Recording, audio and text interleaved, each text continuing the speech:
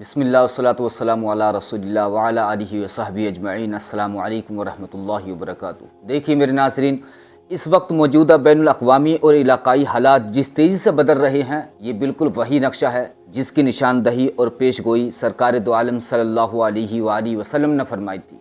अब तमाम हालात नुक्ता ब नुक्ता एक दूसरे से जुड़ते जा रहे हैं। सूरत हाल इस हद तक नाजुक हो चुकी है कि खुद मुसलमान एक दूसरे का खून बहाने पर तुल गए हैं। मैं एक तवील अरसे से ये तंबीह कर रहा हूँ कि ये खित्ता अनकरीब एटमी धमाकों की होलनाक गूंज सुन सकता है और वाक़ात का बहाव बड़ी तेज़ी से अब उसी खतरनाक रुख पर जा रहा है। दूसरी जानिब रूस और यूक्रेन की कशीदगी अब एक नए मोड़ पर पहुँच चुकी है। यूक्रेन ने रूस की अहम ऑयल रिफाइनरी को तबाह कर दिया, जिसके बाइस रूस इंडिया से साफ शुदा तेल खरीदने पर मजबूर हुआ।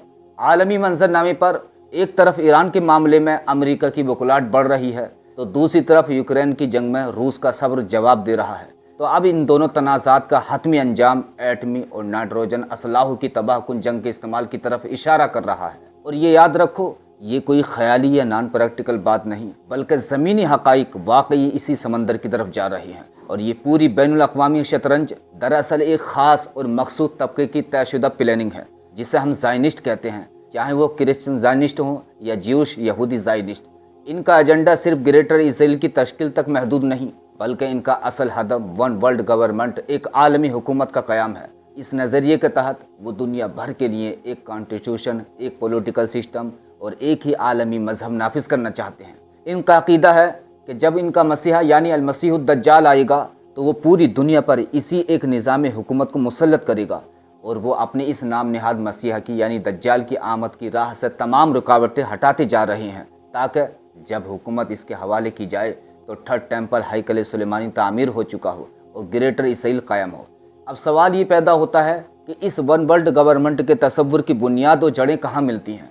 अगर हम कुरान पाक के बसर व बसीरत से लबरेज़ उलूम को देखें, जैसे कि हज़रत इमाम जाफ़र सादिक़ अलैहिस्सलाम ने फरमाया था कि कुरान के हर लफ्ज़ के 7 तहों में मुआनी है, एक ज़ाहिर, एक तफसीर, एक तावील, इशारा, हिकमत, हकीकत और एक इसका खुफिया राज सिर। तो इल्म इशारे के ज़रिए इसके गिरह खुलती हैं। देखिए, अल्लाह रब्बुल इज़्ज़त जिन बंदों को अपने करीब करता है तो उन्हें इन इसरार तक रसाई भी देता है। अब देखिए, तारीख़ी रिवायत में आता है कि तारीख़ आलम में 4 ऐसे हुक्मरान गुजरे हैं जिन्होंने पूरी दुनिया पर इक़्तिदार हासिल किया।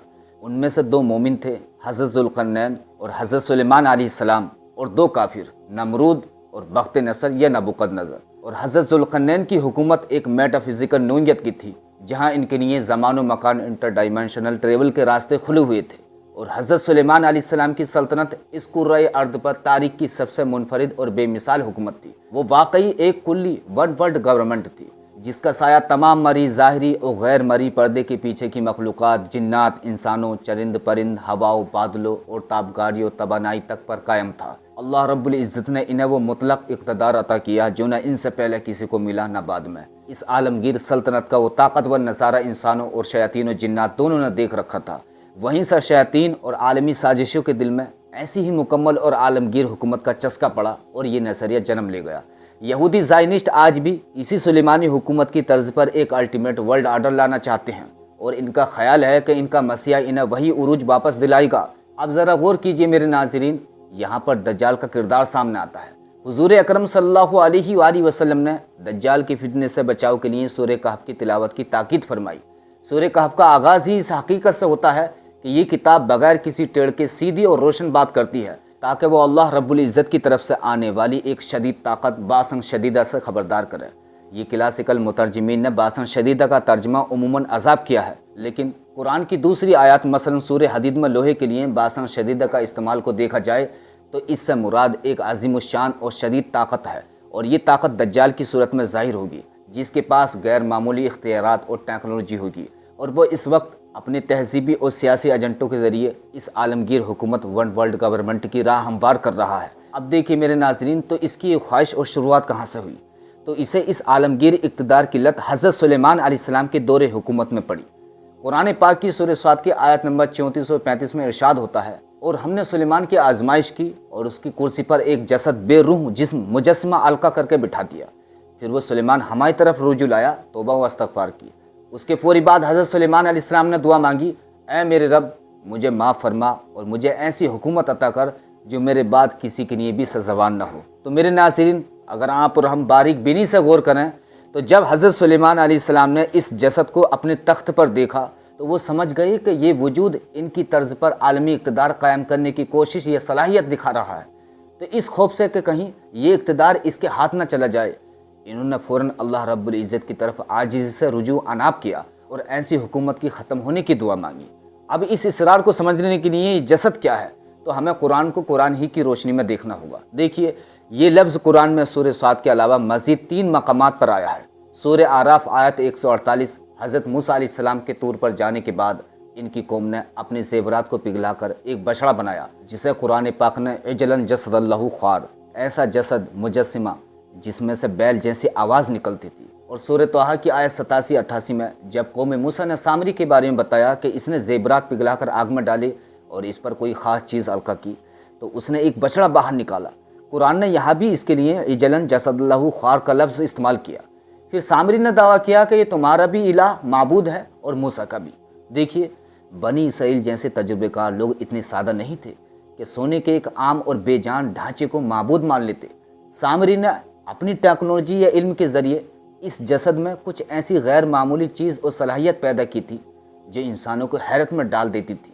تو قرآن نے ان دونوں واقعات میں بغیر روح کے لیکن طاقت یا اثر رکھنے والی اس خاص باڈی کو جسد کہا ہے۔ تو میرے ناظرین، قرآن و حدیث کی روشنی میں جب ہم موجودہ دور کے سیاسی، معاشی اور عالمی حالات کا تجزیہ کرتے ہیں تو یہ حقیقت پوری طرح آشکار ہو جاتی ہے کہ دنیا تیزی سے اسی عالمگیر حکومت ون ورلڈ گورنمنٹ کے شیطانی منصوبے کی طرف بڑھ رہی ہے، جس کا ذکر قرآن و سنت میں تفصیلاً ملتا ہے۔ اور حضرت سلیمان علیہ السلام کے تخت پر جسد کے بٹھائے جانے اور پھر ان کی اس دعا کہ میرے بعد کسی کو ایسی حکومت نہ ملے، اس سے یہ اشارہ ملتا ہے کہ مطلق اور عالمی اقتدار کی یہ خواہش شیاطین اور دجالی قوتوں کے اندر اسی دور سے موجود ہے۔ وہی فتنہ آج عصر حاضر میں عالمی زائنسٹ اور ان کے پیروکار کی شکل میں ظاہر ہو رہا ہے، جو تباہ کن جنگوں، ایٹمی خدشات اور معاشی بحرانوں کے ذریعے انسانی آبادی کو کم کر کے ان کے نام نہاد مسیحا کی آمد اور عالمی حکومت کے قیام کی راہ ہموار کر رہے ہیں۔ اللہ تعالیٰ نے سورہ کہف میں جس باسن شدیدہ، عظیم اور شدید طاقت سے خبردار فرمایا ہے، وہ دراصل اسی دجالی فتنے اور اس کی سائنس اور ٹیکنالوجی اور مادی طاقت پر مبنی فتنہ انگیز نظام کی نشاندہی کرتا ہے۔ میرے ناظرین، سامری کے بچڑے جسد کی طرح آج کا دجالی نظام بھی مصنوعی چمک دمک اور دل فریب طاقت کے ذریعے انسانوں کو اپنا غلام بنا رہا ہے۔ رسول پاک علیہ السلام کی پیش گوئیاں جہاں ایک طرف ان حالات کی دلیلی تصدیق کرتی ہیں، وہاں دوسری طرف مسلمانوں کو بیدار مغزی قرآن پاک کے تدبر اور علم اشارہ سے بصیرت حاصل کرنے کی ہدایت دیتی ہیں۔ میرے ناظرین، اس عظیم عالمگیر فتنے سے بچاؤ کی واحد راہ اللہ رب العزت کی طرف عاجزانہ رجوع عناب، قرآن و سنت سے مضبوط وابستگی اور بالخصوص سورہ کہف کی تلاوت و فہم کو اپنی زندگی کا حصہ بنانا ہے، تاکہ انسان اس آنے والے ہولناک وقت میں اپنے ایمان اور حق و صداقت کا تحفظ کر سکے۔